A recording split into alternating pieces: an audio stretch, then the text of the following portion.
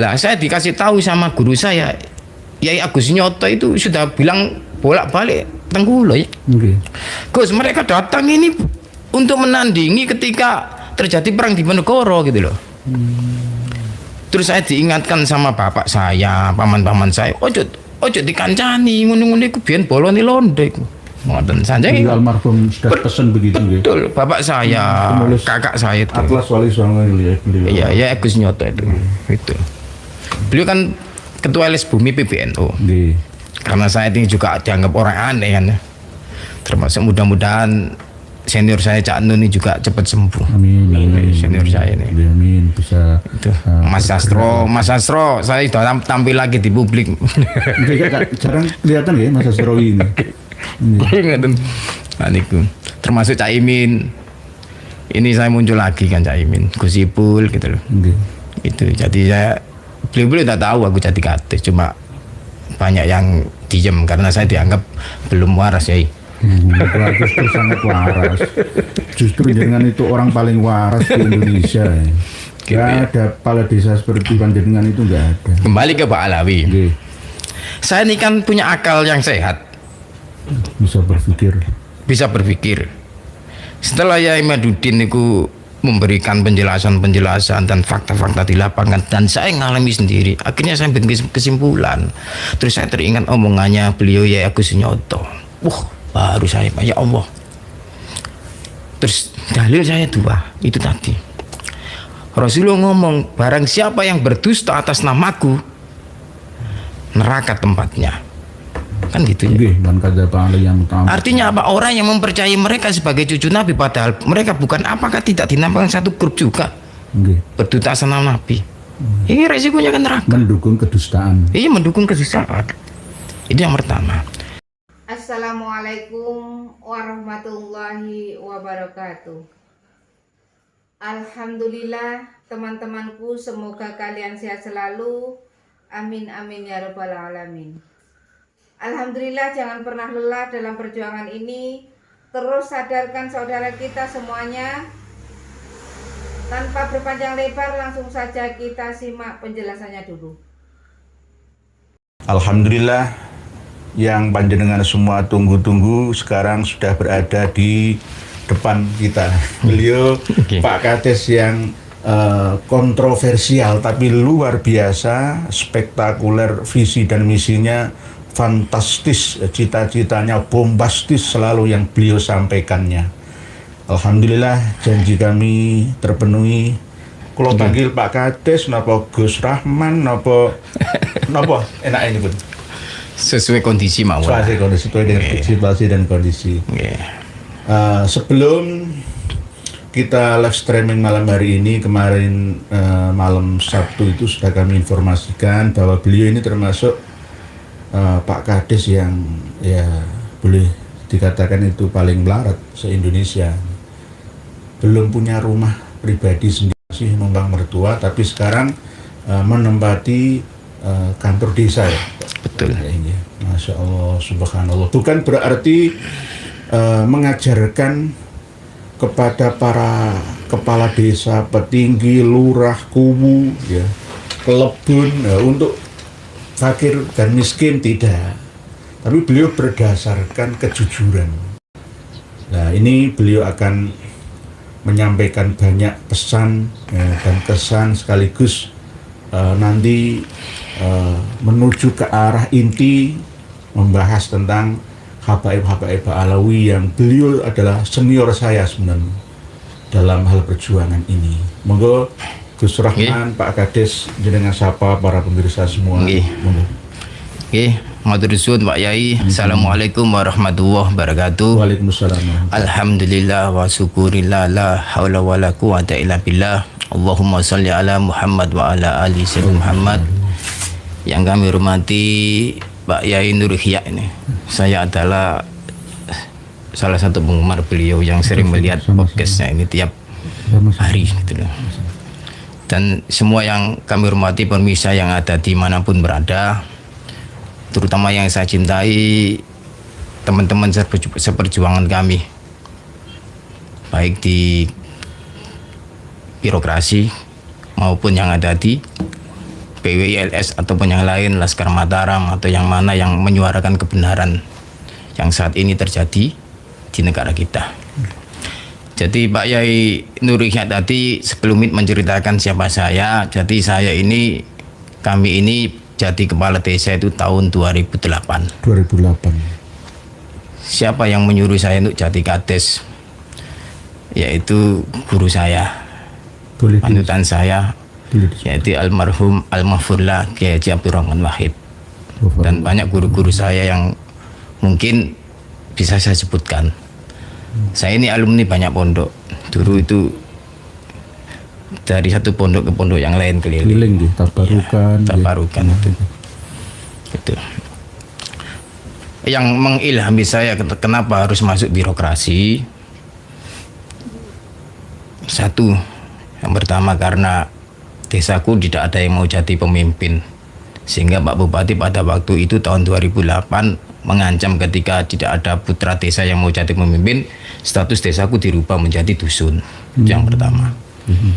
Yang kedua, desaku memang sangat keterbelakang, sehingga saya pulang dari manapun, saya juga pernah masuk di dunia perburuan. Buruh. Jadi masuk di situ memang saya tidak bisa menyebutkan siapa saya sebenarnya. Jadi menjadi tokoh buruh pernah, penggerak demo pernah gitu loh. Gitu. Lah, tahun 2008 itu saya jadi kepala desa karena saya terinspirasi bahwa salah satu kata mutiara dari Sayyidina Ali ya. Kerusakan terjadi karena orang-orang baik itu diam. Diamnya orang-orang baik itu ketika melihat kejahatan, berarti orang itu bagian dari kejahatan itu tersebut. Ijma Sukuti. Nah, itu kan. Itu. Terus saya ini menangis jadi kepala desa awal itu. Kenapa? Karena dibaiat, disumpah jabatan itu. Karena saya menganggap jabatan atau sumpah jabatan itu bukan hal yang sepele. Dia hanya sekedar dulu saya mau dibaiat oleh guru-guru saya termasuk ya Esrori, Apa Anom, terus banyak lah itu untuk dibaiat masuk torika. Saya tidak mau, khawatir saya tak bisa menjalankan. Lah ini saya jadi kepala desa dibaiat, dan saya harus bisa melaksanakannya karena saya mempunyai pemahaman seperti ini. Ketika saya disumpah menjadi pejabat, disumpah menjadi seorang pemimpin walaupun kepala desa, apabila saya melanggar sumpah itu berarti saya ini menantang Tuhan, melawan Tuhan, melecehkan Tuhan. Tapi demi Allah itu kan sumpah itu. Ketika melawan Tuhan berarti saya ini bisa disamakan dengan Fir'aun. Makanya saya sering ngomong, pejabat yang mengingkari sumpahnya itu berarti orang yang melawan Tuhan itu sendiri atau melecehkan Tuhan. Sehingga dari situ saya berkomitmen apa yang saya terima harus sesuai dengan aturan, baik aturan hukum negara atau lebih-lebih aturan agama. Secara logika berapa sih gaji kepala desa itu? Di Inggris dapat gaji ya ini, bukan bengkok. Bengkok enggak ada desaku. Jadi negara sudah bisa memberikan ganti. Awalnya saya jadi kepala desa sangat minim banget. Itu sangat minim. Mohon maaf. Lah ngendet dana desa kan bisa ya. 1M di ngendet 50 juta lah, kan masukkan ke kantong pribadi. Saya pernah itu. Ini cerita saya tidak menyebut nama orang dan perusahaannya. Karena dia melihat saya itu kasihan, akhirnya Pak Lurah ini tak kasih bantuan dari perusahaan, yang ini masukkan desa, yang ini untuk sampean. Saya ngomong gini, marah betul aku. Saya ngomong, kalau sampean mau masuk neraka, jangan ajak-ajak orang. Gitu loh. Ini sama kiai ini kalah, mesti kiai-kiai seperti saya ini kalau dapat godaan seperti panjenengan ini banyak yang tumbang. Panjenengan nggak bisa bertahan itu atas dasar wirai, ikhtiyati, hati-hati, napa pripun. Ya. Nah itu kalau menurut koruptor jenengan itu bodoh. Duit kok gelem. Saya dianggap orang aneh-aneh, orang termasuk orang yang tidak waras lah. Kan gitu. Karena saya meyakini betul apa yang disampaikan oleh Rasulullah. Orang yang berpegang teguh pada nilai-nilai agama itu sama memegang kayak bara api. Atau dianggap orang aneh, itu terjadi. Saya dianggap orang aneh pada waktu itu, tapi saya diem. Itu. Tapi tetap akhirnya jangan terima. Tapi jangan salurkan ke masyarakat. Iya, saya udah ngomong ke masyarakat, ke perangkat-perangkatku. Sampean mengambil dana yang peruntukannya untuk rakyat, itu sampean berarti mencuri haknya satu kampung. Lah, ini cerita, bukan cerita ya. Rasulullah ngomong, Rasulullah aja tidak mau menyolati orang yang punya hutang kok. Apalagi orang yang maling gitu loh. Kan gitu kan? Ada. Apakah saya salah kalau berprinsip seperti ini? Justru dengan orang yang paling cerdas di Indonesia. Terus Indonesia. gaji saya berapa? Di dalam sumpah jabatan saya tidak boleh ini kan gitu jelas. Nah, ketika saya menerima itu, ya resikonya kayak gini, nggak punya apa-apa itu pasti. Sampai sekarang ya, iya, Pak Kades ya? nggak punya apa-apa. Jadi Ruping tinggal di kantor dinas desa. Itu. Tapi alhamdulillah saya bersyukur banget kepada Allah dapat istri yang Ya, solihah. bisa menerima kondisi saya seperti ini. Saya bersyukur. Banyak pemimpin itu yang tidak bisa menjadi amanah, faktor dari kehidupan internal rumah tangga juga bisa terjadi. Dukungan sisian. Nah itu. Gitu. Makanya saya di sini saya memberikan istilahnya apa? Apresiasi lah. Matur suwun nang istri saya. Nomor satu istri ya. Nah itu. Kalau jenengan sekuat panjenengan gitu. Tapi kalau istri, alah ya, dikasih duit tuh halal ya, untuk apa ditolak ya. Jadi saya di kampung tidak pernah ngajak ngopi, warga tak pernah ngopi dari satu warung kopi. Saya ngomong, kalau saya ngopi, saya sih tidak bisa bayari sampean. Sampai segitunya gitu. Ya. Oh. Gitu loh. Ini kepala desa yang wirai, yang sangat-sangat hati-hati. Terus teman-temanku dari Jakarta juga banyak yang tahu. Terus mengajak saya umroh. Ini cerita. Saya mau umroh dengan catatan, sama biaya kan semua. Akan saya keliling dulu satu kampung. Kalau ada satu aja wargaku yang kesulitan masalah keuangan dan tidak bisa makan, kasihkan mereka itu lebih mulia daripada aku umroh. Sekarang kan tidak banyak pejabat-pejabat yang bolak-balik. Dia tidak menghiraukan bagaimana penderitaan rakyat di bawah. Dengarkan, Kades seluruh Indonesia, pejabat aparat seluruh Indonesia. Beliau ini loh luar biasa. Ini bukan basa-basi saja atau hanya omongan perias atau penghias kata-kata. Bukan, ini pas asli. Jujur beliau ini nggak punya rumah. Ternyata prinsipnya seperti ini tadi. Saya nggak bisa. Maaf saya. Jadi belum kelas gitu. beliau ya Allah. Jadi saya hanya punya sepeda motor satu, itu pun dibelikan sama orang. Ya, bukan sepeda motor dinas ya? Ya kasih negara. Untuk pribadi saya itu dikasih orang yang tak bantu lah urusan ini. Saya dikasih itu. Tapi itu saya ngomong ke warga. Jadi setiap apapun, ketika saya dapat materi, warga bisa kumpulkan. Ini saya dapat ini dari ini. Makanya LHKPN itu saya setuju. Itu bentuk kejujuran dari seorang pejabat apapun, harus berani melaporkan kekayaannya. Ada laporan harta kekayaan. Saya ini kan gini berangkatnya itu kan prihatin melihat negara ini kayak gini terus, ya Allah. Katanya Indonesia itu miniatur surga. Tapi kenapa rakyatnya kok sampai seperti ini terus? Ada apa sih? Jadi saya jadi awal jadi kepala desa itu ya nelongso. Yang saya temui ini banyak orang-orang yang tidak sesuai dengan apa yang mereka ucapkan. Gitu, makanya saya sangat keras terhadap hal-hal semacam ini karena keyakinan saya Allah akan murka kepada orang-orang yang ngerti agama, dikasih malah tidak sesuai, malah dilanggar. Kaburo maktan indallah antakulu. Allah itu benci pada orang-orang seperti jargoni. Bisa ngomong siapapun. Makanya di komunitas kiai-kiai, kalau dulu di zaman Gus Dur saya kan terkenal sebagai Majeduk. Kalau saya Majeduknya orang-orang Nusantara, santri atau kiai Nusantara, saya lebih percaya.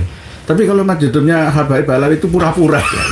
Saya sudah meneliti berkali-kali, beratus-ratus kali. Jadi Majeduk itu kan istilah jamak dari jadab kan. Nggih, tertarik. Nah, Kiranya. kalau dijelaskan secara detail, khawatir banyak orang yang tidak mudeng. Gitu loh, itu. Khawatir Jadi majedub ada. itu persoalan spiritual yang orang yang dikehendaki Allah. Nggih. Itu untuk masuk hal-hal yang orang lain tidak merasakan itu. Jadi jadab itu banyak jenisnya lah. Disalahgunakan gitu. Nah, itu orang jadab itu hal-hal duniawi itu mesti Ya, terkutuk. bukan tidak tapi tidak mau ditunggangi hal-hal duniawi itu ya. Guru saya salah satu guru saya yang Mustain Romli itu yang menginspirasi saya. Jombang. Jombang. Beliau kalau manggil saya itu bocah angon. Bocah angon, penek angon no itu. bimbing kuwi. Terus saya dulu kalau saya tak cerita semua khawatir nanti banyak orang yang tahu background saya itu Nah, gitu loh. iya. Jadi ya khawatir gitu loh. Cuman saya dulu sangat dekat dengan Gus Dur. Gus Dur orang yang salah satu orang yang menyuruh saya jadi kepala desa. Termasuk yang menyuruh saya ini jadi kepala desa yang memimpin negara saat ini. Ini insya Allah kami promosikan nanti sebagai bupati, nanti langsung ke wilayah tertinggi Gubernur Jatim, nanti akan langsung ke istana menjadi penasihat atau menjadi staf khusus presiden atau staf khusus kementerian. Kalau ada orang Indonesia 1000 saja seperti panjenengan, beres masalah. Jadi kuncinya pemimpin itu jangan memaksa rakyat untuk memahami dia. Jangan. Tapi pemimpin itu harus memahami rakyat. Nah, gitu. Itu loh. Jadi pemimpin yang paling dekat dengan rakyat itu kepala desa. Gitu. Itu makanya ketika saya diajak umroh lagi saya tidak mau. Sudah. Gitu. Karena lebih penting saya merawat rakyat saya daripada kepentingan pribadi saya.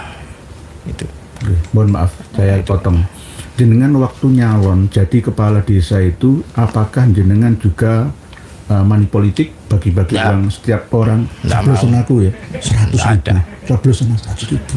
Oh, kalau perlu, ayo serangan subuh setiap rumah. Jadi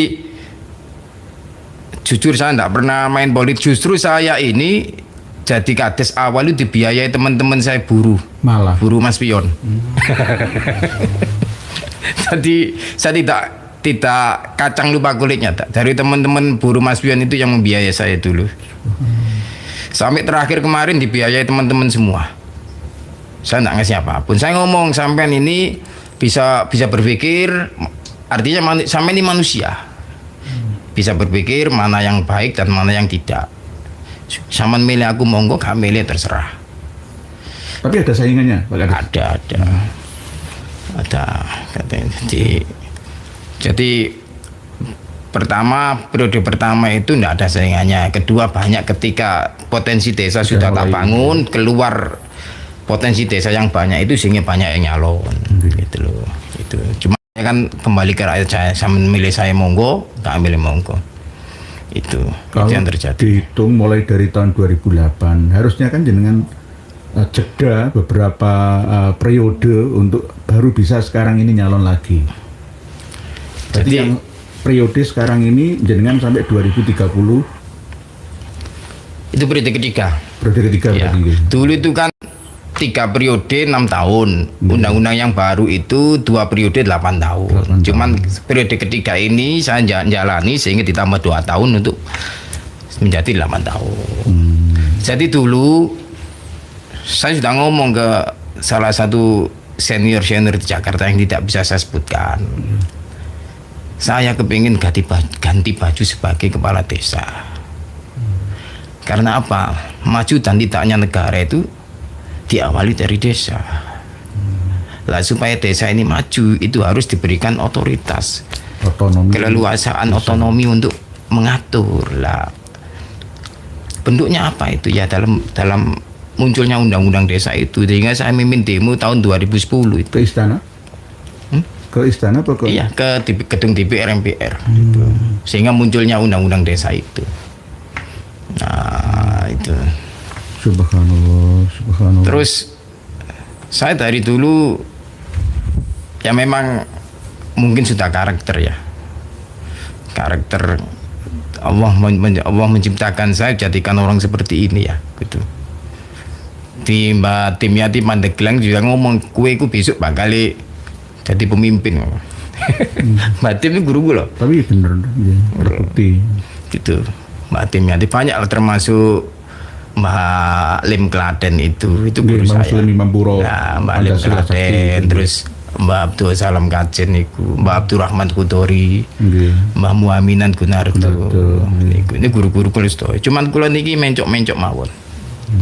Nah, termasuk di daerah Jawa, termasuk lah ya Esrori juga itu dari itu. Jadi saya ini orang-orang yang dulu memang seperti itu. Termasuk ini seandainya beliau masih hidup mungkin sangat senang ya. Gus Hasim Wahid itu sohib akrab dengan saya. Tapi di kampung tidak ada orang yang tahu kalau saya seperti itu. Tak tutup rapat. Wis mas terus saja lah.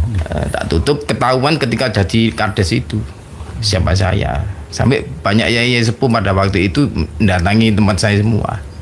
Saya ngomong ini guyon tapi insya Allah jadi renungan paling dalam. Saya didatangi ulama-ulama sepuh-sepuh ke balai desa itu, saya marah-marah. Gitu. Kenapa? Jelek-jeleknya ulama itu ketika mendatangi umaro, bener enggak itu?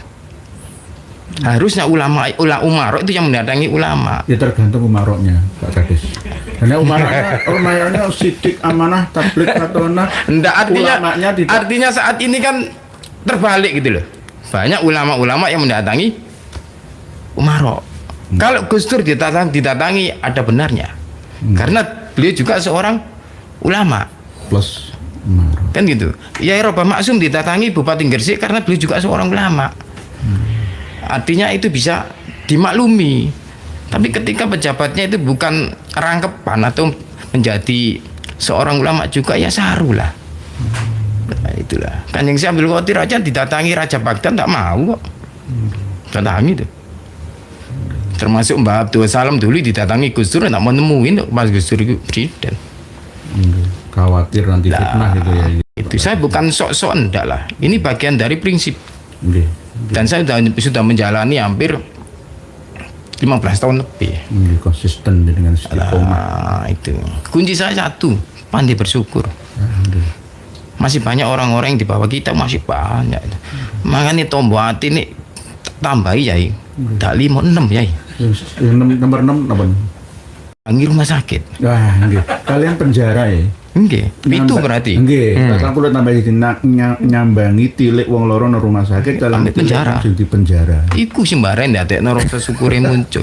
Nggih, subhanallah. Nggih, dulu istiadatnya Mbak Ali Rahmat moh 5 sekarang moh 7. Ya kan ya gak apa-apa, beda zaman kan, lintas zaman kan gak masalah, kan ada tambahan itu nih, subhanallah. Lah ini kan termasuk masih mukodimah para pemirsa kan, belum isi, belum anu nih, belum isi yang kita bahas sekarang ya sekarang ini. Sesuai dengan standarisasi hukum ilahi, jika ada umat masyarakat yang terbelah, terpecah, koslah, adrawah, maka akan jadi mafsadah dan rahmah akan sulit turun ke negeri kita Indonesia ini. Di antaranya masalah pro kontra habaib Ba'alawi. Nah, jenengan memperjuangkan ini supaya rahmat Allah baldatun thayyibah wa rabbun ghafur di Indonesia ini benar-benar terlaksana, terjadi di negeri kita inilah. Terus jenengan nggak ada kebijakan, tidak boleh dan tidak mengizinkan habaib Ba'alawi masuk ke dalam kegiatan pengajian untuk mendoktrin rakyat atau warga panjenengan. Kok bisa seperti itu? Jadi gini, alasannya apa? Di yang viral itu kan saya sempat menceritakan saya dulu mau nikahi anaknya Habib kan tak boleh. Itu tahun 2004. Sekarang 20 tahun yang lalu. Saya ini tidak suka ketika ada feodalisme, ada rasisme, itu tidak suka. Luar biasa. Betul. Kita berjuangkan bersama. Nah, itu. Jadi kalau saya di balai desa itu semua masyarakat itu kalau sama saya itu los. Dengan perlakukan sama. Biasa.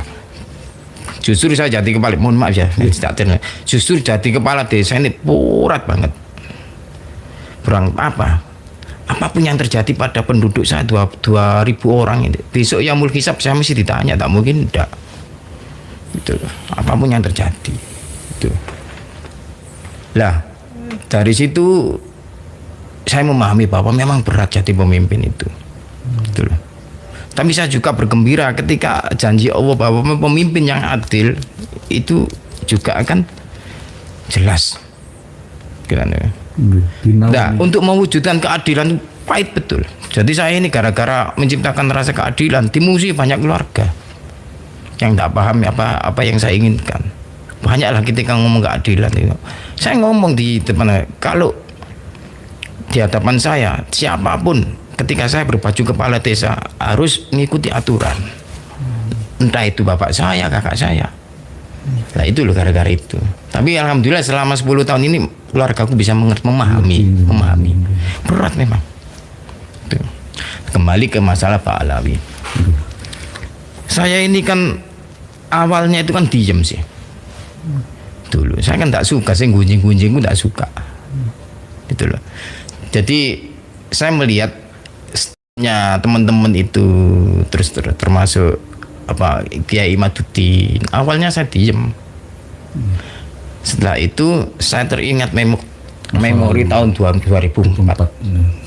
Itu ternyata kan tak pikir itu karena like and dislike dengan saya.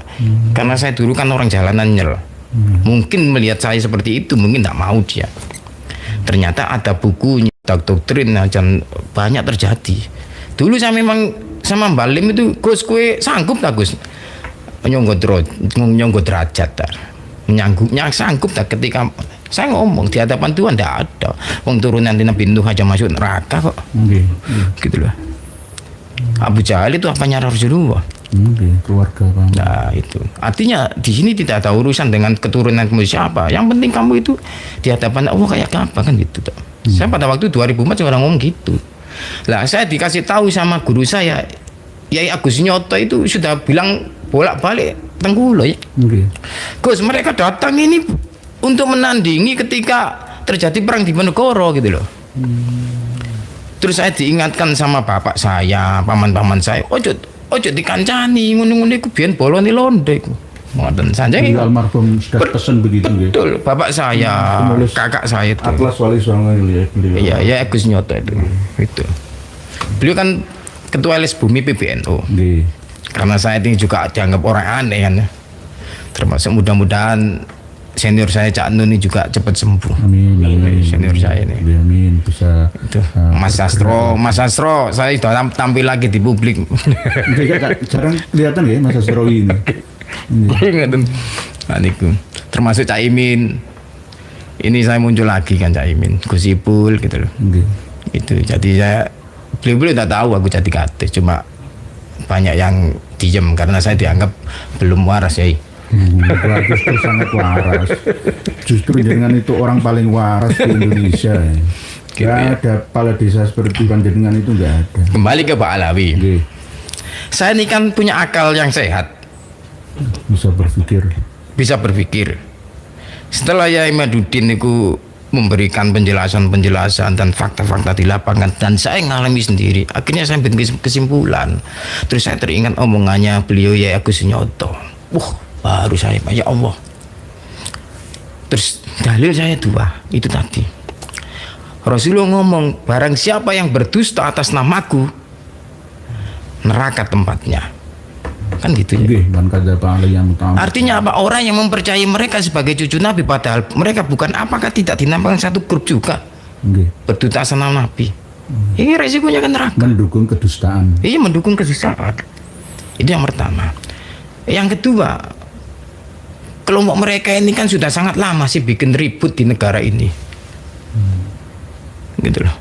Tahun 65 kita sudah tahu gara-gara Yai Imaduddin membuka itu sehingga terbongkar semua kan kedok mereka ini. Bagaimana ID itu sebagai tokoh PKI, bagaimana Musa itu sebagai tokoh PKI, bagaimana yang namanya Borobudur diledakkan mereka, bagaimana kan banyak sekali sejarah ini terjadi. Gitu loh. Sehingga dari proses itu, pelajaran itu saya berpikir akhirnya berpikir, akhirnya saya bergerak. Saya bagaimana caranya di Gresik itu muncul PWI yang sudah dimulai duluan oleh teman saya, Sohib saya Gus Sukoiri itu mendahului saya untuk persoalan ini gitu deh. Beliau sering kesini ya. Jadi Gus Sukoiri itu sahabat saya akrab lah. Dia mendahului saya untuk pemahaman ini gitu loh. Gitu loh. Sehingga akhirnya terjadilah PWI-LS itu. Jadi markasnya PWI-LS di Gresik itu di desa saya. Karena tidak ada satupun desa yang berani untuk memberikan surat keterangan domisili untuk kelengkapan apa istilah kesekretariatan base campnya itu. Jadi saya yang langsung mendatangi Kesbangpol itu. Terus yang kedua, saya ini kan selalu mempelajari sejarah, selalu mengambil hikmah apapun yang terjadi saat ini dan sampai kapanpun. Akibat konflik ini, akibat ulah mereka, masyarakat di bawah ini kan terbelah, pro kontra sehingga terjadi keributan. Lah Allah sudah berbicara pada zamannya Nabi Musa. Allah tidak akan menurunkan rahmatnya kepada satu kelompok, satu kaum apabila dalam kelompok atau negara atau apapun itu tidak rukun. Lah ulah alam ini kan bikin keributan semua. Akhir-akhir ini kemarin Bahar Smith, ya kan gitu. Terus ketika polemik nasab ini, dulunya orang yang tidak berani bersuara kan muncul semua. Kebenaran ini satu demi satu mulai muncul. Termasuk ada yang menghina kelompok mereka. Mbah Hasim itu apa? Gunanya apa? Manfaatnya apa di negara ini? Kan penghinaan banget. Jadi mereka ini setelah tak analisa, mereka tidak hanya menghina agama, menghina negara. Kan gitu sih. Terus yang paling bikin saya pusing itu kan keberagaman ini mau dirusak. Jadi saya ini seorang Gus Durian sejati. Bagaimana pluralisme itu harus tetap dijaga. Karena Indonesia itu dibangun dengan keberagaman, dengan kebersamaan. Itu loh. Apalagi mereka ini datangnya ke Indonesia kan sudah jelas sejarah terbuka semua. Dimanfaatkan VOC untuk mengkondisikan bangsa kita. Nah, gitu loh. Makanya kemarin saya ngomong kenapa mereka bisa berkembang biak di NU, karena strateginya Belanda kan di situ, tahu persis bahwa kekuatan Indonesia di PBN di NU. Gitu loh. Nah, ingin menghancurkan Indonesia ya NU hancurkan dulu. Ini harus sadar ini warga NU ini, terutama PBNU gitu loh. Nah, jadi saya berharap kiai-kiai sepuh untuk bersikap lah. Ini bukan persoalan biasa, persoalan kesulitan sudah selesai. Saya ini orang goblok, orang bodoh, tapi bisa berpikir realistis, bisa berpikir logika aku berjalan gitu loh. Gitu loh. Lah terus saya melihat lagi, ini kan berlarut-larut terus. Kenapa? Karena ketidaktegasan negara. Oke lah, negara dalam sing absolut mungkin pemerintah, tapi kan perwakilan negara untuk persoalan ini kan ada yang namanya MUI kan itu. Makanya kemarin Mama Gufron bolak-balik ke tempatku, saya ngomong sama ini kita jadikan ribon untuk keadilan di sini. Sampai bikin kontroversi cuman begini aja ngomong sampai semut bikin ribut MUI mau ngadil. Ini yang 400 lebih didiamkan. 455 kan lucu gitu loh. Saya kiai panjenengan. Gitu. Alhamdulillah. Ajaran khurafat taala. Ini loh 400 berapa ya? 450. Harus 10%. Mama Gufron cuma berapa sih mau ditindak itu? Harus adil lah. Gitu loh. Rasulullah dihina diem. Kan gitu. Mbah Hasyim Asy'ari dihina diem, negara dihina diem. Teman-teman kita dari Nasrani dihina, teman-teman kita dari Bali dihina, yang Hindu dihina semua. Maunya apa mereka ini? Yang merusak. Merusak kaum perusak. Kalau kita mempelajari lagi secara mendalam, ada apa di mereka semua? Harusnya paham, apalagi sekaliber orang yang menjadi pengurus PBN itu kan harusnya paham betul. Wong saya aja kepala desa paham, masa PBN itu enggak paham itu loh, kan aneh gitu loh. Gitu loh. Jadi saya berharap lah keluarga besar mulai Tebu Ireng, mulai pendiri-pendiri muassis NU harusnya tersinggung ini.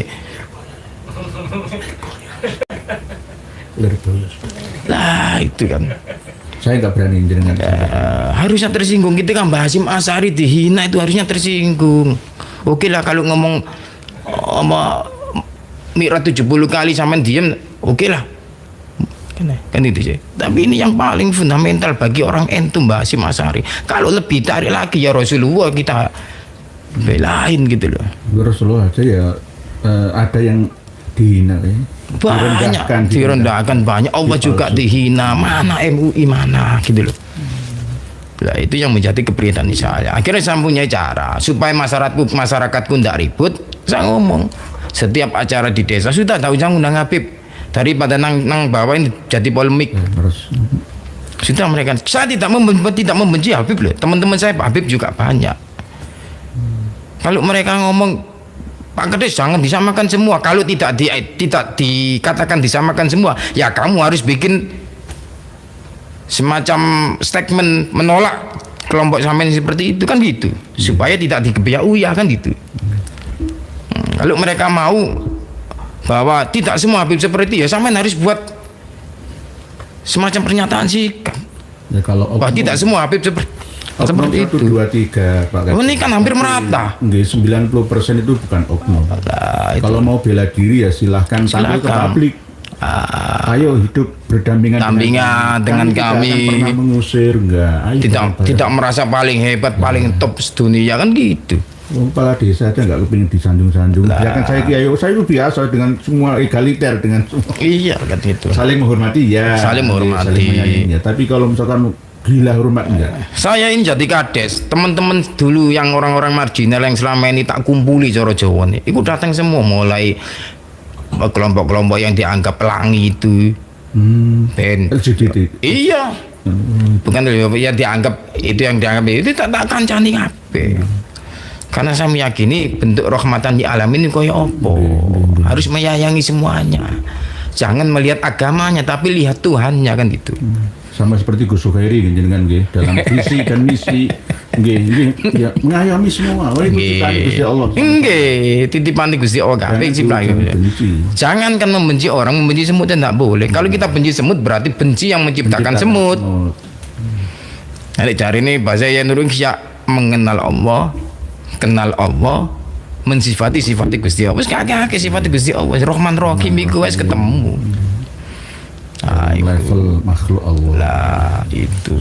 Jadi kok gitu lah wujudnya apa ya akhlak iku mau akhlak nang menungso api nang alam iki api lah ngoten ta ya nggih leres wujudnya ilmu akhlak ilmu ini dhuwur akhlak kan duwe ya percuma. Iku saya ngomong di sini bukan berarti saya ini gurui sama semua ndak gitu loh. Ini pengalaman saya gitu. Jadi saya berharap negara ini hadir biar persoalan ini tidak selesai, biar cepat selesai. Kalau memang Pak Alawi ini memang benar-benar cucu Nabi, ayo dibuktikan gitu loh. Gitu. Kalau bukan cucu Nabi, kita pun tidak membenci sampean. Gitu. Ayo sesama Muslim. Karena keyakinan kami yang berdusta atas Nabi itu nerakanya. Nah ini loh. Kan selesai, nah kan itu berdampingan. Ada KUHP Pak Kades, sekarang ada KUHP itu kalau berdusta tentang nasab untuk memperkaya, menguntungkan pribadi dan golongannya itu ada hukumannya. Ada denda dan ada pidananya, penjara. Sekarang ini bisa diungkap kembali ke ranah pidana. Saya berharap ke mentor saya, Bapak Presiden Prabowo, mudah-mudahan beliau mendengar podcast ini. Saya Fatkur Rahman. Jadi panggilan saya kan banyak, Gus Fatkur Rahman, Gus Rahman, Gusman, Gus Fatkur, banyak lah. Mudah-mudahan. nanti aja.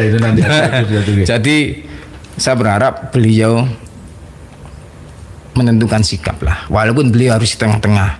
Tapi ingat Bapak bahwa ini adalah persoalan yang sangat, kalau saya menganggap itu sangat fundamental.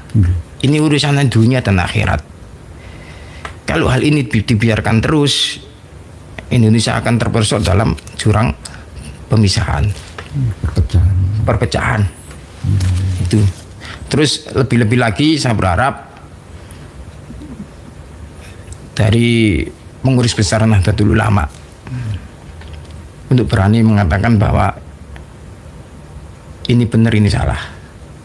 Secara NU sudah dibelokkan, kenapa sampean diam? Mbak Hasyim Asy'ari dihina, sampean kenapa sampean diam? Itu loh. Saya tidak Banser dihina. Tangser Yai Ma'ruf Amin dikatakan babi, Gus Dur dihina, semua dihina. Di mana? Ya dia itu hewan-hewan. Negara di mana ya lalwatun itu lagu-lagu yang lagu wajib NU itu yang sering kita nyanyikan. Kecintaan terhadap negara. Itu loh. Saya berharap ini teman-temanku semua yang dulu pernah bahu membahu untuk berjuang masalah NU ini, yang sekarang selama ini saya tidak pernah terdengar lagi, ini saya berharap harus bangkit lagi Pak. Harus Kades, bangkit lagi. Selain Kades sebagai umarok, dengan juga sebagai ulama ya, masuk ke dalam struktur kepengurusan PCNU dulu di Gresik, lalu PWNU wilayah Jawa Timur, dengan harus Pak. Saya tidak membenci Habib, tidak. Saya tidak sepakat dengan perilaku ajaran-ajaran mereka. Itu. Jadi, Yai, kalau saya ketemu Habib itu kalau tidak ngomong aneh-aneh, tetap Habib, Yai. Saya biasa. Ngomong aneh-aneh. Jadi ngomong diseliwerno gitu atau gimana, mesti nggak usah ngurusi agama, nggak usah Ya, ngurusi. jadi kalau ketemu saya sudah lah, dia tidak pernah ngomong aneh, ngomong liane, tidak bisa ngomong aneh-aneh gitu. Kalau sama ngomong hal-hal semacam itu, kita tidak bisa berteman. Oh, gitu. Gitu loh. Prinsip penjenengan. Dan saya berharap teman-teman dari Habaib juga menyadari lah apa yang terjadi itu, kalau memang kan gitu kan, memahami bahwa yang dilakukan ini tidak sesuai dengan apapun, ya harus disadari, legowo lah. Biar persoalan ini selesai. Hidup berdampingan, Berdampingan, gitu. Gitu. Tapi jenengan kalau sudah mereka para habaib dengar jenengan itu nggak punya banyak uang, ya nggak mungkin dindawiri Pak Kades. Kenapa? Jenengan, biasanya kan kades-kades itu dindawiri. Nggak berani kalau saya. Iya kan minta uang itu kan, jenengan kan ibarat dasar lah, misalkan banyak pabrik di sekitarnya mesti Ada Habib yang mengaku jadab datang ke rumah. Ini tak ceritain ya, man. Nggih. Ngamuk aku. Orang jadab tidak seperti ini. Gitu loh. Jadab itu kan banyak sih pemahamannya kan. Jadab itu orang yang baik rohani yang tertarik oleh Allah, sehingga itu loh. Terus rawuh ke sowan ke panjenengan, terus gimana? Ya anda aneh-aneh. Tamu ya. Tapi intinya ya ujung-ujungnya gitu. nah ini para pemerhati kira kita ini tukang fitnah. Tamu ya. Ya kan tahunya kan kepala desa kan kaya, bisa malak kemana-mana. Ya, iya kan. Jadi saya berharap statement saya, negara harus adil ini disikapi dengan pemahaman yang luas. Ya, siap. Gitu loh. Saya tidak membenci Habib. Gitu loh. Daripada kedatangan mereka membawa ribet di kampungku, lebih baik kan tidak. Mencegah lebih baik. Mencegah kerusakan lebih baik daripada berbuat kebaikan. Nah, leres. Itu. Jadi konteksnya di situ. Persoalan yang anggap ini kan sakit hati gini-gini. Itu dulu tahun 2004. Belum ada polemik ini. Cuma saya pada waktu tidak suka orang yang mengaku paling hebat, paling mulia di hadapan Allah, tidak suka. Membedakan darah saya ini. Lah, kamu tuh kelas apa? Kan kelas gitu. Darah apa? Saya darah nah, gitu ya. Jadi saya berharap Yai Nur Ihya ini yang tetap semangat terus lah untuk menyuarakan kebenaran ini. Tantangannya berat ini, betul. Gitu loh. Akhir zaman, apalagi ini akhir zaman, dan hadis Nabi jelas kan, akhir zaman nanti akan muncul orang-orang yang mengaku keturunanku padahal bukan. Bener toh ini. Nah, sorok namanya. Lah, itu makanya saya tidak mau dipanggil Gus karena nukil-nukil Al-Quran itu sering lupa. Artinya saja paham gitu loh. Tapi dengan kan Gus Durian, ya dipanggil Gus nggak apa-apa ya. Gitu Nggak harus Gus Rohman, Gus Fatuhur, tapi Gus Kades, Pak Kades, Pak Kiai, jangan semua bisa. Pak Kades, cocok lah ya. Jadi untuk keluargaku semua dulu yang pernah dekat dengan saya, mulai Ciganjur, Cidahu, terus di Magelang ya, Mbak Abdurrahman Kudori apa itu? Nggih, Pak Kudori nggih. Iku pondok iku terus Darhal Watu Cangol mboten? Ya Darhal Watu Cangol. batal tak menangi. Menangi nggih. Menangi batal Haris. Terus Wainan Mbak Abdul Salam Mbak Kajen Pati niku. Salam nggih. Jadi terus banyak lah, termasuk guru saya juga di Lirboyo Gus Maksum itu. Pak Gus Maksum Jawari. Ya, di Pelosok Gus Mi juga guru saya. Jadi saya banyak dulu ya itu tadi. Terinspirasi dari cara dakwahnya Gus Mi ini. Ini kampung saya tidak ada tahu siapa tidak ada yang tahu. Jangankan orang lain, bapakku aja tidak tahu. Tak tutupi rapat. Di Gresik itu panggilan saya itu dulu Mankora, Rohman Kora. Ya, saya diem.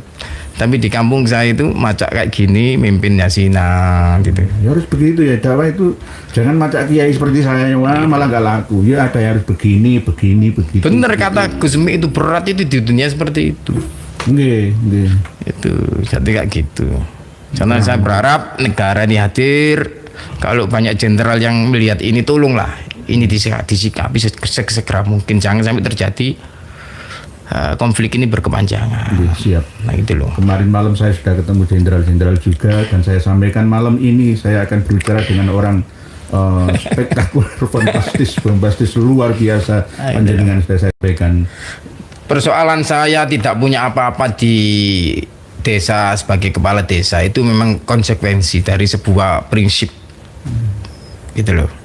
Kalau semua pemimpin di negara ini mentaati sumpah dan jabatannya, saya yakin dia tidak akan punya apa-apa, saya yakin. Termasuk dengan yang sangat saya kagumi itu, tidak ingin bahagia dulu sebelum warga panjenengan bahagia. Tidak ingin jenengan umroh haji dulu sebelum warga ini sudah tidak ada yang susah ekonominya. Betul. Ini diajak lagi saya tidak mau. Jadi esensi ibadah itu kan ketika kita ini pekah terhadap sesama.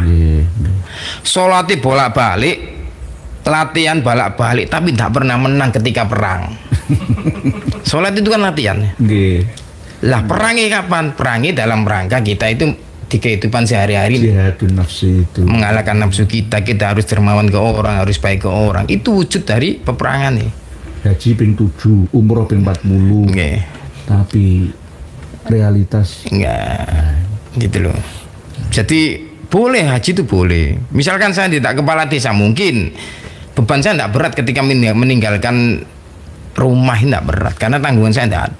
Saya ini kan kepala desa, disumpah untuk selalu melayani kepentingan rakyat. Ya itu loh. Saya tidak menyendiri sini, tidak. Itu norma-norma kepantasan lah. Itu loh. Pantaskah seorang pemimpin itu melihat rakyatnya sengsara terus dia seneng karepe dhewe, kan tidak pantas. Harus ini pengumuman harus didengar seluruh rakyat Indonesia, pejabat, aparat, semua militer, sipil, ya ulama apalagi. Indonesia. Mari ini enggak hanya sekedar informasi kecil sepele, ini nanti akan mengguncang Indonesia. Beliau statementnya, prinsipnya, kesederhanaannya, terus rasa kasih sayangnya, terus beliau benar-benar membuktikan tidak hanya ucapannya tapi perilakunya. Ini harus ditiru semuanya. Saya pun akan meniru beliaunya. Sama-sama belajarnya. Belajar tapi harus diterapkan, tidak hanya ngomong belajar terus tok, ya nggak diterapkan kapan, sama seperti yang jangan sampaikan. Sholat tok terus tapi jihadnya kapan kan gitu. Haji umroh terus, saya itu punya teman haji 7 kali, umrohnya berkali-kali, itu dosa saya masih banyak ya. Dan jenengan gak nyantuni anak yatim fakir, yatim piatu, duafa cacat. Lah itu kan urusan mereka. Lah aduh orang masuk ini, orang masuk haji ya sampai ping 200 ya percuma. Jadi banyak guru saya yang memberikan referensi-referensi itu memang berat, makanya saya bersyukur saya diberi istri oleh Allah itu yang bisa memahami apa yang saya lakukan. Sampai anak saya kecil itu ngomong gini, ya, apakah sampai ini tidak pernah berpikir ketika sampai tidak menjabat jadi kades terus aku keturunan di nah. Itu gampang ya masalah gitu itu gampang. Terus saya ngomong, sampean kudu yakin nang Gusti Allah lah. Tidak mungkin Allah itu mempersulit hamba selama hambanya itu berprasangka baik. Oke. Saya ngomong gitu. Jadi Ini yang luas ini milik Allah. Allah gitu. akan memberikan kepada hamba-hamba yang saleh. Innal ardo yarithuha ibadiyas sholihin. ini seandainya Cak Antun ini sehat walafiat, mengetahui aku di sini paling guyang-guyu. Cari ketemu mana wong itu? Karena saya menghilang dari beliau. Nak ngomong hilang jadi kades itu. Ya Allah. Itu ya Masuk Allah. misterius jenengan Iya. masuk ya Allah subhanallah. Jadi selain jenengan yang bersyukur punya istri, saya juga mengharap kepada ibunya anak-anak sama anak-anak harus bangga dan bersyukur punya abah, punya ayah seperti ini loh. Yang dimakan itu hati-hati, jangan sampai subhat. Subhatnya enggak apalagi haram. Iya. Ya Allah, bunda dan anak-anak semua jenengan harus bersyukur punya sosok seperti ini. Soal masalah tanah tempat tinggal, wah kalau nggak ada yang ngasih orang-orang Gresik sana, di tempat sana saya saja. Banyak tanah itu di bumi ini, tanah milik Allah dan saya diamanai tanah-tanah itu. Jenengan tempati saya di Pasuruan sana, monggo silahkan. Lah warga Gresik selama 3 periode ini jenengan pimpin pastinya tidak akan membiarkan panjenengan keluar dari daerah ini. Ya kemarin itu sempat saya ini iseng-iseng nyalon independen lah bupati itu. Oke, Itu terus. jalur independen. Iya, ya responnya luar biasa lah itu. Oke, ya, kita terus suarakan Bupati Gresik. Ini pemilihannya kapan lagi? 2030. 2030. Cuman saya ini kan orang yang mengalir nirimo ing pantum. Tapi harus diusahakan ya. Iya. Jangan terlalu kona'ah berlebihan. Dalam hal ini kan Iya. politik tapi tujuan Iya. mulia, itu tidak politik tujuan angkara murka Iya, itu. pasti. Oke, jadi untuk warga Gresik semuanya silakan nanti sebelum 2030 ya 2027-28 persiapkan untuk memilih yang seperti beliaunya. Insya Allah seperti Raja Umar bin Abdul Aziz, kepingin melihat warganya semua itu bahagia, sejahtera. Jadi Kan pribadinya. Oh, subhanallah. jadi banyak sih pengalaman spiritual yang menjadikan saya itu sampai seperti ini. Tapi saya tidak menjelaskan di sini, nanti dipikir hurufan kayak Pak Alawi gitu. Nah ini yang paling penting Pak Kades. Saya ini kan diamanai seorang wali mastur juga di Kabupaten Kudus untuk memperjuangkan bagaimana makam di Jati Ploso yang dimakamkan di situ dikultuskan secara berlebihan, dibangun makam mewah ya, menindih makam-makam pribumi lainnya hampir 70-an ya. Oke. Nah, yang dimakamkan di situ itu jenengan lebih tahu karena benarkah beliau seorang wali madhub, wali mastur sehingga di propaganda, dipromosikan, di branding sedemikian rupa, tapi mengorbankan ada pejuang di situ tuh makamnya dicor buat jalan diide-ide menuju makam almarhum Habib Ja'far Al-Kaf Kudus itu. Jadi saya tidak berani ngomong wali apa ndak, karena sing ngerti wali ini yo foto wali ini terus Gusti Allah. Nggak aku ngomong ngono dipikir aku mengaku-ngaku wali. Nah, sederhana kok pemahaman wali. Wali itu nikmat hidup lah. Pengalaman saya dulu berkumpul dengan Balim itu. Nggih.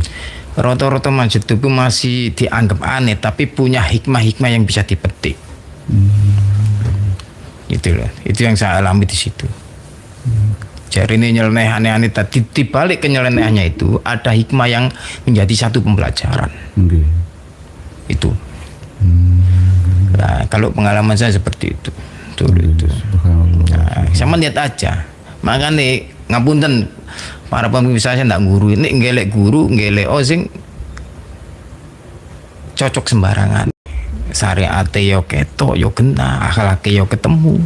Tidak harus seorang tokoh agama yang Ya. masyhur, banyak santrinya, banyak jamaahnya, tidak harus itu. Iya. Ada semua. Nanti ini ya itu sederhana aja. Carilah orang-orang yang baik secara syariat, akhlaknya ketemu juga bagus. Gitu. Guru saya Esrori, masya Allah luar biasa. Nggih tawaduk. Tawa sangat memuliakan tamu. Nggih. Batamu niku tak ganyangi balak-balik, tidak pernah marah beliau. Tapi kalau ada tokoh atau kiai ulama seperti beliau itu dimanfaatkan sama Habaib Alawi, wah itu tunduk sama saya. Ya. Aku datang ke sana. Kiai Asrori itu kan orang yang sangat tawaduk. Jangankan dengan Habib, tukang becak dihormati kok. Saya ini membawa teman-teman pemabuk dari Surabaya ke sana, tak marah beliau. Gitu lah. Itulah ya Asrori itu. Dan beliau ketika saya jadi kepala desa mendatangi kantor, menangis beliau. Menangis ke saya. Sempat beliau rawuh ya. Sebelum menangis, beliau ngomong ke saya, Gus, pijakan ini sampean ojo hakikot, syariat tampakno. Engko nek sampean nang hakikot, wong-wong iku bingung. Mengimbangi lah paling enggak ya. Seimbangkan ya Pak. Seimbangkan, harus selaras gitu. Kayak gitu. Jadi kembali lagi ke persoalan yang viral kemarin. Saya ngomong seperti itu karena itu adalah akumulasi titik saya untuk menyampaikan kepada negara. Bukan rasis, bukan fasis. Bukan. Saya tidak mau benci Habib. Jangankan Habib, semut aja saya benci tak boleh kok. Sip. Gitu loh. Jadi kalau ada orang-orang yang ngomong saya ini rasis, keliru besar. Saya jadi kepala desa itu tempat kantor saya didatangi para pengemis, para gelandangan, orang-orang yang dianggap nyele-nyele datang semua. Memang dari dulu saya mengajarkan ajarannya guru saya Gusmi. Rangkulen kabeh, iku makhluke Gusti Allah kabeh. Ojo sampai ngeklaim iki elek iki api. Elek api iku urusan Gusti Allah. Sepenting sampean berusaha supaya orang-orang seperti itu oleh hidayah. Gitu ya. Dengan nazroh bi'ainir rahmah. Ningali kanthi peninggal kasih sayang. Kasih sayang itu benar. Kayak Gus Dur kasih sayang semuanya itu. Jadi saya meniru Gus Dur. Jadi mana saya berbicara saya harus bisa memberikan asas manfaat. Anfa'um linnas itu. Asas manfaat kepada siapapun. Itu loh. Jadi itu. Jadi ketika saya jadi kepala desa, siapapun boleh ke situ. Ini bukan rumah saya. Nah, persoalan saya seperti dianggap orang aneh, silakan lah. Saya tidak merasa terganggu lah. Ya ini yang paling penting nih Pak Kades, ini yang seperti yang jenengan sampaikan tadi, kekhawatiran sisihan nanti kalau sudah pensiun nanti kita kemana ya? Masa kembali ke mertua ya?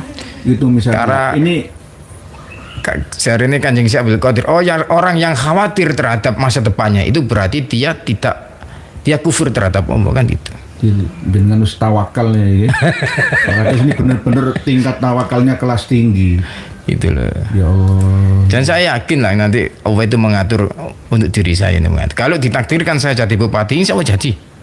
Nggih, alhamdulillah, bismillah. La haula wala quwata illa billah. Pengumuman. Kalau ditakdirkan Allah saya jadi presiden, insya Allah jadi. Kalau Allah yang menakdirkan tuh. Nggih, bismillah, alhamdulillah. Paling enggak presiden wilayah, gubernur, menteri, ya nanti bisa menjadi presiden. Misalnya presiden seperti jenengan, saya setuju.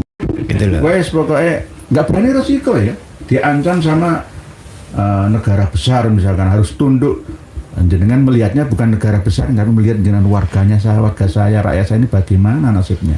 Nah, jadi nggak mungkin jenengan akan mencelakai rakyat panjenengan sendiri. Jadi setiap hari, setiap malam itu saya mesti ini kalau istilah saya dapur pribadi saya itu. Mesti saya, ya Allah, apakah hari ini saya ada manfaat tidak terhadap rakyat saya? Itu loh.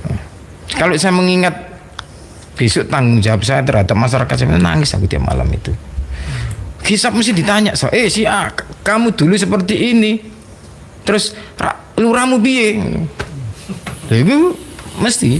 Dan ini yang tidak pernah diketahui orang. Makanya saya nyocokin nanggone apapun. Makanya pemimpin itu harus ngerti kondisi rakyatnya. Jangan rakyat dipaksa mengerti. Pemimpin itu keliru. Kebalik ya. Gitu loh. Sering saya sampaikan di situ, orang yang mengingkari sumpahnya, janjinya sebagai seorang pejabat, itu berarti dia melecehkan Tuhan. melawan Allah tidak ada bedanya dengan Fir'aun kan begitu. Saya tidak ngindaki, saya sudah menjalani 15 tahun. Saya tidak akan berani ngomong kalau saya belum menjalani. Ini Pak Kades, jujur saja. Kan dana desa itu kan ya besar, dapat bagian berapa wilayah panjenengan? Ya, selama setiap tahunnya. Ya kalau dulu itu hampir 750 juta. Tapi kalau di global desa tanah desa kan banyak.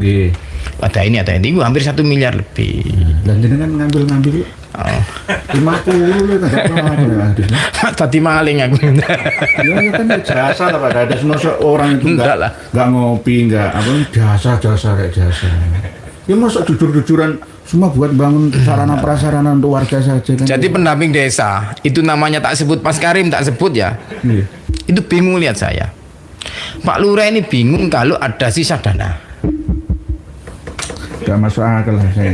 Gitu loh. Saya tanya nanti Mas Karim bila perlu podcast di sini Mas Karim ya, pendamping desa itu. Itu loh. Saya ini bingung kalau ada dana sisa. Itu apa ini?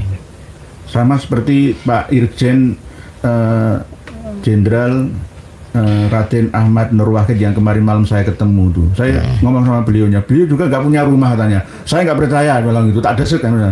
Deposito sampai di mana? Demi Allah ya, rumah saya itu warisan di Jogja itu. Alhamdulillah. Berarti cocok dengan luar. Berarti masih banyak orang-orang yang punya moralitas di negara ini. Karena jujur itu tadi. Iya. Karena jujur itu Gus Dur ya nggak punya apa-apa sebenarnya. Makanya saya paling marah ketika Gus Dur dianggap Bruno Gate nggak terbukti. Iya, nggak terbukti lah. Seharusnya kan beliau kaya kalau Bruno Gate. Saya ini di Ciganjur kan dikenal sebagai Man Ciganjur atau Gus Rohman atau Gus Fatkur Rohman dulu itu. Nah, saya tidak berani cerita ini banyak rahasia negara. Rahasia negara, saya tahu. Itu. Jadi saya berharap keluarga besarku di Madura, Bani Syekhona Khalil. Ini saya Gus Rohman Gresik, saya berharap ayolah kita ini berbuat kebaikan untuk menjadi Indonesia yang lebih baik, gitu kan, NU yang lebih baik kan gitu. Makanya kemarin ribut-ribut gitu saya menangis melihat PBNU seperti itu. Gak mikir umat, mikir tambang. Nah, itu kok ngene sih. Biyen itu dulu itu zaman saya masih kecil orang jadi pengurus Suryain itu menangis, Yai As'ad itu menangis. Yai Ali Maksum itu menangis, nggak mau. Ya Ahmad Siddiq. Sekarang enggak ya. Ya karena ada keuntungan. Royoan malah. Ya Allah gitu loh. Jadi ya mudah-mudahan ya Agil Sirat, terus Yai yang lain, Yai Marzuki Mustama. Kemarin Gus Faris saya ketemu juga, saya promosikan sebagai ketua PBNU bidang keagamaan atau pendidikan lah. Mudah-mudahan PBNU kembali ke hitohnya itu, kembali ke orang-orang yang benar sesuai dengan berdirinya NU, sesuai dengan muasis itu. Prihatin ini. Sampai saya berpikir gini Yai, apakah ini memang kondisi akhir zaman sehingga semuanya harus seperti ini? Ya enggak ya, maksud kan gitu. Semua harus menggunakan aji mumpung kan yang enggak ya. Lah, semua kan gitu. Harus ada yang nyeleneh kayak jenengan kayak kita ini. Ya Allah kan gitu. Jadi saya berharap lah pondok-pondok ini itu tetap seperti dulu gitu loh. Ketika saya masih kecil dulu, masih ingat Mbak Adlan Ali Cukir ngomong ke saya kayak apa dulu. Terus Mbak Yusuf Hasim Tebuireng dulu, petua-petuanya kan masih. Ini kalau seandainya Gus Im masih hidup, wah seneng banget. Dia ketemu dengan aku jadi seperti ini. Ya paling putra putrinya, keluarganya kan masih ada. Karena akrab. Yang sangat akrab dengan saya itu Gus Im. Mbak Gus Hasim Magis, saya beliau sudah meninggal, tapi beliau sudah tahu aku jadi kades. Baik, gitu. Terus mudah-mudahan ya banyaklah teman-teman atau teman seperjuangan. Nanti akan panjenengan semua Pak Kades. Jangan khawatir, kita optimis Pak Kades, kiai-kiai, para jabat semua akan mengikuti prinsip panjenengan ini. Gitu. Kalau nggak seperti panjenengan ini, nggak ada solusinya sudah bangsa ini. Terpuruk terus. Hanya teori-teori dan teori. Kejujuran itu penting, terus berani bersikap. Katakanlah kebenaran itu walaupun pahit. Itu. Saya tegaskan, saya tidak membenci Habib. Bukan jelas kan? Rasis. Bukan rasis, tidak gitu loh. Saya juga begitu Pak. Gitu loh. Nah, di Gresik ya sama-sama sekabupaten dengan panjenengan. Ya dia seorang ulama, saya nggak menyebutkan mereknya namanya. Ya gara-gara dana hibah 400 juta ya tak andit untuk beli tanah. Ya masuk kan, ditangkap oleh ya, dan jenengan kalah ya. kalah pinter ulama itu. Tapi masih polemik itu. Masih kebenarannya masih mau diungkap itu. Masih diungkap. Iya. Gila, ini kami tunggulah. Ya. Dalam arti informasi ini gitu. nanti siapa yang benar, siapa yang nggak benar gitu. Jadi di Gresik itu kan daerah industri. Industri yang sangat kuat lah. Terus kami kemarin BWI itu saya udah ngomong dengan Kesbangpol Linmas itu. Saya udah masuk ke LDII, udah masuk ke Muhammadiyah, udah masuk ke kelompok-kelompok bahkan non Muslim, bahwa persoalan Mbak Alawi ini itu bukan urusan internal orang NU, ini urusan kita semua. Karena yang jadi problem bukan Kurofato, tapi bagaimana mereka sudah mengacukan sejarah. Kan gitu. Ini kalau undang-undang udah subversif ini. Nah, artinya apa? Sampean harus merasa juga tersakiti. LDII, Muhammadiyah, saya ketemu tokoh-tokohnya mereka dan sepakat mereka. Akhirnya terjadilah pertemuan di Kesbangpol. Saya mendorong itu pada waktu itu. Terus ketika itu terjadi, ada konflik di Gresik itu loh terjadi. Tapi saya memahami dinamika organisasi masih baru, sehingga pemahaman kita kan kadang-kadang nggak sama. Itu kan dengan pas malam Sabtu kemarin nggak jadi kesini, saya buahnya yang mobil saya itu kapan ya itu. Ngapusi. Saya berharap PWI solid. Tantangan kita ini berat. Kita ini lillahi ta'ala berhadapan dengan kelompok-kelompok yang sangat kuat dari sisi finansial dari itu. Sama-sama Pak Kades, nggak ada gajinya. Iya. Ketua PWI itu nggak ada gaji. Nggak ada. Kemarin saya ikut pertemuan Saman kesini dibayar enggak? Artinya kita ini sosial dan perjuangan. Ya sama seperti ini. Saman yakini bahwa ini adalah cara kita untuk mencegah supaya kesesatan itu tidak terjadi di tengah-tengah keluarga kita atau masyarakat kita. Resikonya jelas. Barang siapa yang berdusta atas namaku, neraka tempatnya. Itu. Ini yang menjadi pemantik saya. Nggak main-main ini. Dunia ini sementara, akhirat itu yang penting kan itu. Sama yang kasihan anak cucu kita. Betul. Nanti kalau jenengan saya ingin menghancurkan negara, rusak sejarah, itu selesai. Memang itu doktrin di mana Israel ingin menguasai Palestina, bikin kuburan palsu. Itu sejarah tidak bisa dibantah. Dan itu dipraktekkan di Indonesia. Iya, Indonesia kan pintu terakhir untuk merusak dunia Islam. Nggak perlu diserang dengan senjata nuklir, nggak perlu. Nggak perlu. Lah untuk merusak Indonesia, NU harus dilumpuhkan dulu. Kan itu sih. Dianya dirusak juga. Lah ini saya tidak. Adu domba. Saya tegaskan lagi, saya di sini tidak rasis gitu loh. Paling penyelesaian itu cepat kalau negara mau hadir. Siap. Jadi saya berharap pemangku negara ini cepat hadir lah. Kalau mereka memang dianggap cucunya, ayo dibuktikan melalui tes DNA. Lah, konsep yang sudah ada kan gitu. Kalau Arab Saudi kan selesai. Kamu ngaku cucu Nabi harus tes DNA dulu. Kan gitu. Kan selesai sih urusan itu ya. Itu. Tanpa tes DNA pun sebenarnya sudah data, manuskrip sudah ada, sudah lengkap. Tapi kalau DNA itu sudah banyak yang tes dan hasilnya sudah kami simpan di file kami, gitu. Memori dokumentasi kami. Jadi gitu. Tapi kalau misalkan kurang percaya lagi ya ayo. Gitu. Jadi saya tegaskan lagi saudara-saudaraku yang para habaib, saya ngomong seperti ini bukan saya benci sampean, tidak lah. Kasihan, sayang. Kayak sayang kesampaian gitu. Saya juga punya harga diri sebagai warga pribumi gitu loh. Gitu loh. Negara ini dibangun berdasarkan keberagaman. Tidak ada yang paling mayoritas atau minoritas ini. Itu gitu. Jangan merasa paling tinggi derajatnya, paling tinggi apa kastanya gitu. Semuanya di sini ini hampir semua. Betul gitu loh. Bisa perang saudara ya di Arab, di Yaman Selatan ya begitu Pak. Begitu. Bisa perang saudara, bunuh-bunuhannya. Kalau di sini kan nggak bunuh-bunuhan ya, alhamdulillah. Akhlak ya, kebiasaan mental orang sini beda dengan sana. Lah akhirnya saya teringat guru saya Agus Nyoto itu dulu menceritakan begini, termasuk omongan bapak saya, paman-paman saya itu, ya Allah itu.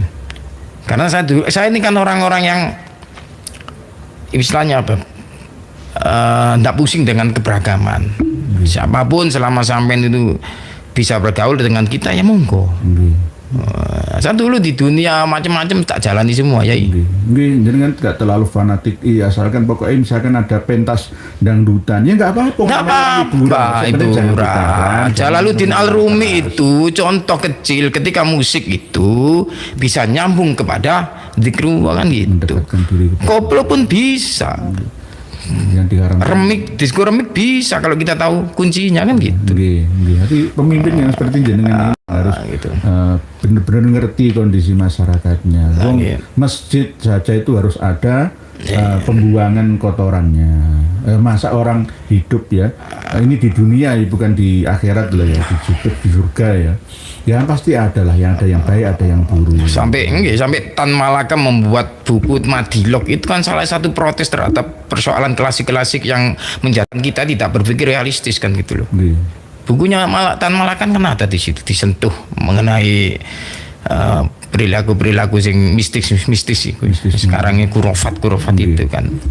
Ya gitu loh. Jadi saya ini juga aktivis 98 tuh. 98. Iya, jadi semua sendi-sendi kehidupan ini sudah tak jalani semua. Masuk buru mas pion. Terus macam-macam lah. Tapi untuk yang dunia yang lain, satu kampung tidak ada yang tahu siapa saya. Tak tutup rapat, Yai. Jadi gitu. Memang misteri dengan itu. Informasinya. Yang penting bukan misteri mak lampir. Gunung Merapi lah ini. Lagi. Dengan misterius, betul. Misterius masuk ya, bisa dikatakan orang yang dibangkitkan jiwanya oleh Tuhan ya untuk mungkin memberikan ya seruan lah kepada semuanya lah. Ini kan nggak terus tiba-tiba seperti ini terjadi kan, ya enggak, mesti ada kehendak dari Tuhan bahwa jenengan ini termasuk orang yang akan menggebrak negeri kita ini ya, dengan tuntunan dan tatanan yang panjenengan sampaikan seperti ini, tidak hanya omongan loh ya. Maka saya berharap Pak Presiden yang sangat saya hormati, yang sangat saya kagumi, mentor saya, untuk segera melakukan upaya lah. Beliau mendengar Pak, beliau sering nyimak jadi kita ini. Upaya Bapak adalah kesatria sejati, patriotis sejati, dan nasionalis sejati. Ini ada kelompok yang berusaha untuk merusak itu semua. Itu loh. Saya berharap Bapak untuk hadir lah. Siap. Sebagai pengayom pertama dan juga menentukan kebijakan jelas. Kita tidak membenci mereka sekali lagi. Gitu. Betul. Ayolah kejelasan ini selesai. Gitu. Kalau bukan cucu Nabi ya sudah. Kita tidak membenci mereka kok. Kita tidak mengolong-olong mereka kok. Kembali bersaudara. Ayo bersaudara. Bertetangga, bermasyarakat secara normal. Itu yang saya sampaikan. Terus masalah saya jadi kepala desa, ya mudah-mudahan ini menjadi uswatun hasanah. Dari perilaku saya ini bisa diambil intisari, hikmah. Apakah model kayak saya ini cocok enggak dengan negara ini saat ini? Cocok. Gitu loh. Yang dibutuhkan ya seperti ini, keberakan. Gitu loh. Keberakan. Ya, cocok enggak gitu loh. Yang merubah Libya, Tunisia, Mesir, Arab Spring itu ya dari kalangan bawah, orang yang tidak terkenal, tapi akhirnya menjalar ke seluruh dunia. Jadi misalkan kalau memang aturannya tidak seketat sekarang, mungkin saya tidak seperti ini. Tidak keluar kan gitu. Ya, masih lah hari ini ketika saya menjalani hidup seperti ini, saya ini 0,0 berapa dari Umar bin Khattab. Kebetulan beliau itulah saya gitu loh. Sayyidina Umar, Umar bin Abdul Aziz itu banyak menginspirasi saya. Itu loh. Memang berat lah. Patokan saya ini kan ada alam barzah setelah alam dunia. Dan itu saya tidak bisa cerita di sini lah. Jadi saya meyakini itu sebagai satu kebenaran yang hakiki. Makanya hati-hati para pemimpin negara ini gitu loh. Jangan menyepelekan itu semua gitu loh. Dan saya berharap ulama umarok di negara ini bisa menyesuaikan sesuai dengan tupoksinya lah, fungsinya itu. Mana wilayah ulama, mana wilayah umarok kan kudu jelas gitu. itu baru negara ini bisa tertata dengan baik. Dan yang terpenting lagi, para pemimpin di negara ini ya tolonglah sering-seringlah melihat ke bawah. Ada apa dengan rakyat ini? Itu saya berharap seperti itu. Ada apa dengan rakyat di bawah ini? Ada apa dengan kondisi seperti ini? Kenapa sih sampai bencana ini melanda kita semua? Itu ada apa gitu loh? Peringatan. Nah itu. Jadi gitu Pak Yai gitu. Jadi saya berterima kasih sekali kepada Yai Nur Ihya.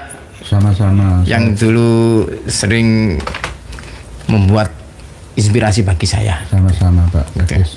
Saya juga terinspirasi dari kejujuran, keblokosutahan, apa adanya dari panjenengan. Ini insya Allah saya yakin ya hakul yakin dengan seandainya nanti sudah berhenti jadi kades di desa panjenengan ini, insya Allah tidak semakin terpuruk, semakin makmur karena yang tertanam sudah ditanamkan oleh apa yang jenengan perlakukan ya, dan jenengan lakukan, jenengan ucapkan selama ini dengan kejujuran dan penuh tanggung jawab ini. Mungkin ya sudah ya, closing statementnya. Ini untuk penutupnya, untuk terakhirnya, monggo Pak Kades sampaikan kepada seluruh anak bangsa. Yang pertama mungkin saya ucapkan terima kasih pada saudara saya Yai Nur Ihya. Jadi closing statement saya berharap kepada pemerintah sekali lagi untuk segera melakukan upaya biar polemik nasab ini selesai. Itu yang jadi korban ini rakyat paling bawah. Itu. Yang kedua, saya berharap di negara ini mulai lurah sampai pemimpin yang lebih tinggi dari lurah itu bisa berperilaku memahami dan menteladani Rasulullah.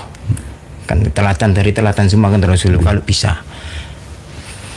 Yang kedua, saya berharap semua pejabat di negara ini, walaupun pejabat yang di pemerintahan atau pejabat yang di luar pemerintahan, ketika disumpah tolong sumpahnya itu untuk ditepati.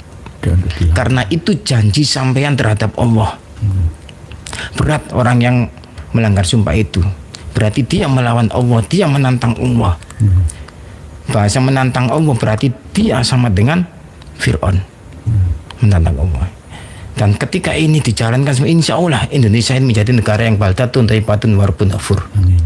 Dari pemimpin-pemimpin yang bisa memberikan suri tauladan iswatun hasanah, baik umarok dan ulamanya, insya Allah Indonesia menjadi negara yang baldatun thayyibatun wa rabbun ghafur. Itu mungkin dari untuk PBNU. Saya berharap, walaupun saya kepala desa, saya punya hak untuk ngomong di sini karena saya warga NU. Itu loh. Ada tokoh-tokoh kiai-kiai yang betul-betul kembali kepada sejarah. Artinya apa? Muasis-muasis NU itu apakah seperti ini ketika beliau itu memimpin di NU? Itu saja. Jadi itu yang bisa kami sampaikan. Mohon maaf kepada semuanya yang melihat tayangan ini. Barangkali omongan saya dianggap terlalu aneh-aneh, terlalu daki.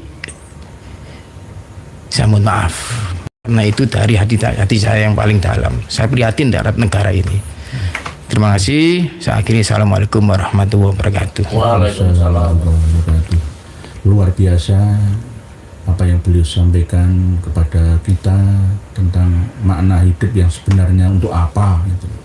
Anfa'um linnasnya lah yang beliau jadikan sebagai tujuan hidupnya. Ini yang patut kita tiru bersama. Jangan anggap wah ini bukan ulama besar. Tidak jaminan ulama besar, pengasuh pondok pesantren terkenal, jamaah dan santrinya ratusan ribuan dan seterusnya, tidak masalah itu. Kebenaran itu bisa bersumber, berasal dari mana dan siapa saja, dan kita tidak boleh menolaknya.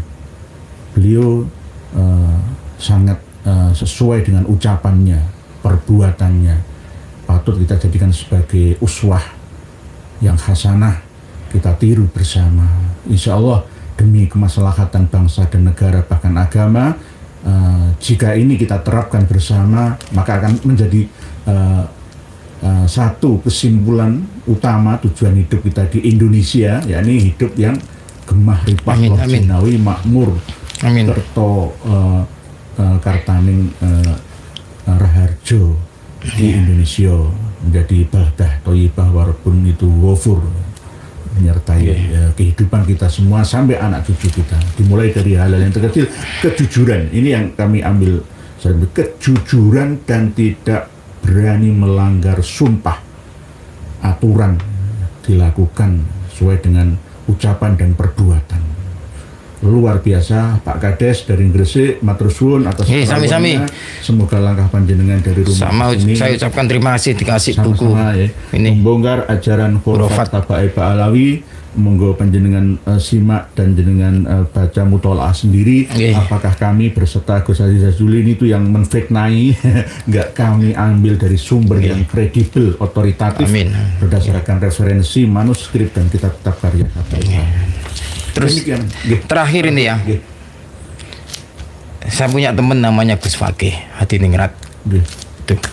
Ini perlu jadi kajian. Beliau kemana-mana itu kalau diundang tak pernah minta tarif aneh-aneh. Itu harus jadi kajian juga. Sama seperti beliau, saya juga. Beliau juga minta-minta aneh-aneh, opo aneh-aneh. Dan saya tersentuh dengan beliau lah. Jadi orang sering beliau ke desaku, nginep di desaku, di kantorku, kemana-mana itu tidak pernah komersil beliau. Beliau nginep di sini juga, Pak Kades. Iya, alhamdulillah. Jadi mungkin kalau ada acara keagamaan di desa panjenengan, undang kami. Nggak usah disangoni, saya minta segini segitu, nggak, terserah panjenengan. Sapi wewe. Alhamdulillah. Saya di mana-mana itu begitu, semampunya, seikhlasnya. Ini saya ngomongnya protosuto apa nih? Apa adanya. Mudah-mudahan omongan saya ini bisa menjadikan referensi lah. Itu. Ya Nurhia ini juga luar biasa lah. Tarif saya 30 juta. Kalau enggak saya enggak mau. Transfer dulu DP-nya. Enggak, saya enggak. Ya Allah. Kadang-kadang saya sama Gus Fakih itu rugi. ya gak rugi, namanya perjuangan gitu kan. Ya tergantung kemampuan. Ya maksudnya kalau misalkan saya dikasih nih Pak Kades misalnya dapat uang itu, ya saya kembalikan ke anak-anak ini kan, anak-anak yatim dia untuk untuk masyarakat dan umat kembali. Alhamdulillah. Jadi bukan untuk saya memperkaya diri sendiri. Sampean sehat terus, bermanfaat. Amin, jenengan juga. Terus, amin. Jenengan itu fisiknya masih kelihatan lebih muda dari saya, padahal umurnya lebih tua. Betul, dari segi kulit wajah itu jenengan lebih muda, kayak mendapatkan suplemen vitamin. Betul Pak Kades, betul. Kalau mau kuncinya tak kasih tahu.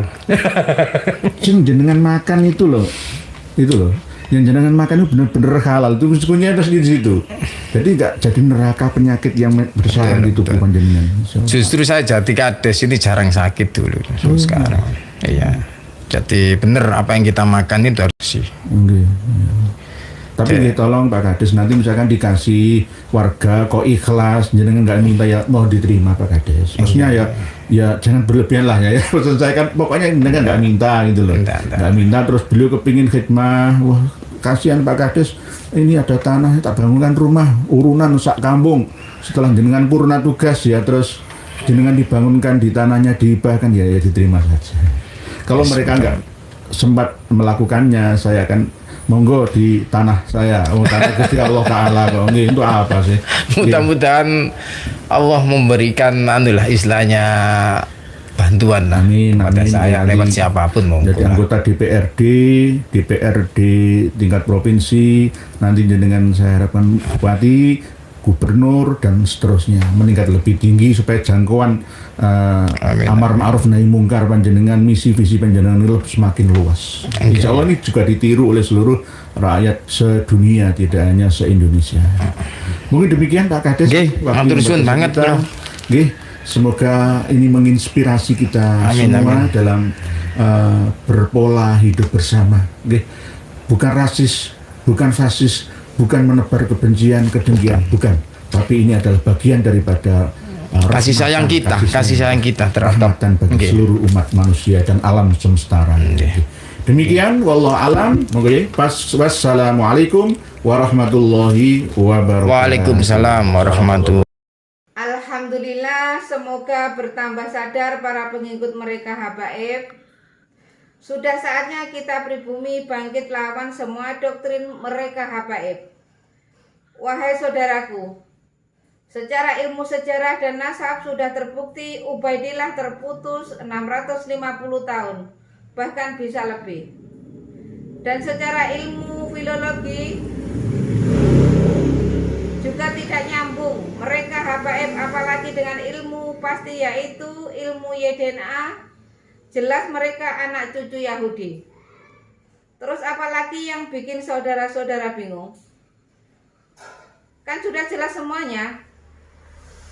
Dan coba kita lihat jejak digital ceramah mereka habaib. Fakih Mukodam Isra Mi'raj 70 kali. Ini sangat menyesatkan, bahkan saya berpikir bahwa mereka itu Islam atau bukan. Dan mereka juga terus-terusan menggaungkan bahwa Indonesia merdeka karena jasa habaib. Ini sangat menyesatkan. Karena tokoh-tokoh pahlawan nasional kita tidak ada dari kalangan mereka habaib. Justru merekalah yang buat Nusantara lama merdeka karena mereka habaib kerjasama dengan Belanda. Dan setelah Indonesia merdeka, muncul lagi PKI. Bahkan 2 kali. Dan siapa tokoh PKI? Ya mereka juga. Kalau dipikir-pikir, mereka wajib kita usir dari Indonesia ini. Mereka mirip dengan kaum Rohingya. Dan masih banyak lagi rekam jejak hitam mereka habaib di Indonesia ini. Dari sini bisa kita pahami kan? Tetap semangat terus. Semoga saudaraku sehat selalu dan dimudahkan rezekinya. Amin amin ya rabbal alamin. Sampai jumpa di video selanjutnya. Akhir kata, wassalamualaikum warahmatullahi wabarakatuh.